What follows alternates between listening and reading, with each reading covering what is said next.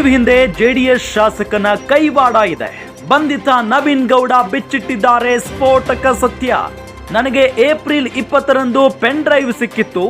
Arakalagudu JDS ಶಾಸಕ ಮಂಜು ಅವರಿಗೆ ಕೊಟ್ಟಿದ್ದೆ. ಮಂಜುಗೆ ಪೆನ್ ಡ್ರೈವ್ ನೀಡಿರುವುದಾಗಿ ನವೀನ್ ಹೇಳಿಕೆಯನ್ನ ಕೊಟ್ಟಿದ್ದಾರೆ. ವಿಡಿಯೋಗಳನ್ನ ಫೇಸ್ಬುಕ್ ನಲ್ಲಿ ಪೋಸ್ಟ್ ಮಾಡಿದ್ದ ನವೀನ್, ಪೆನ್ ಡ್ರೈವ್ ಹಿಂದೆ ಶಾಸಕ ಮಂಜು ಅವರ ಕೈವಾಡ ನಿಜಕ್ಕೂ ಇದೆಯಾ? ಹಾಗಾದ್ರೆ ಪ್ರಜ್ವಲ್ ವಿರುದ್ಧ ಷಡ್ಯಂತ್ರ ಮಾಡಿದ್ರ ಜೆಡಿಎಸ್ನ ಶಾಸಕ. ಈ ಹಿಂದೆಯೂ ಪ್ರಜ್ವಲ್ ವಿರುದ್ಧ ದೂರನ್ನ ನೀಡಿದ್ರು ಶಾಸಕ ಮಂಜು ಅವರು. ಸಂಸದ ಸ್ಥಾನ ಅನರ್ಹ ವಿಚಾರವಾಗಿ ದೂರು ನೀಡಿದ್ರು. ಮಂಜು ಕೈವಾಡ ಇರಬಹುದು ಅಂತ ನವೀನ್ ಈಗ ಪೋಸ್ಟ್ ನಲ್ಲಿ ಉಲ್ಲೇಖ ಮಾಡಿದ್ದಾರೆ. ಹಾಗಾಗಿ ಸಾಕಷ್ಟು ಅನುಮಾನಕ್ಕೆ ಎಡೆ ಮಾಡಿಕೊಟ್ಟಿದೆ ಈ ಒಂದು ಪೋಸ್ಟ್.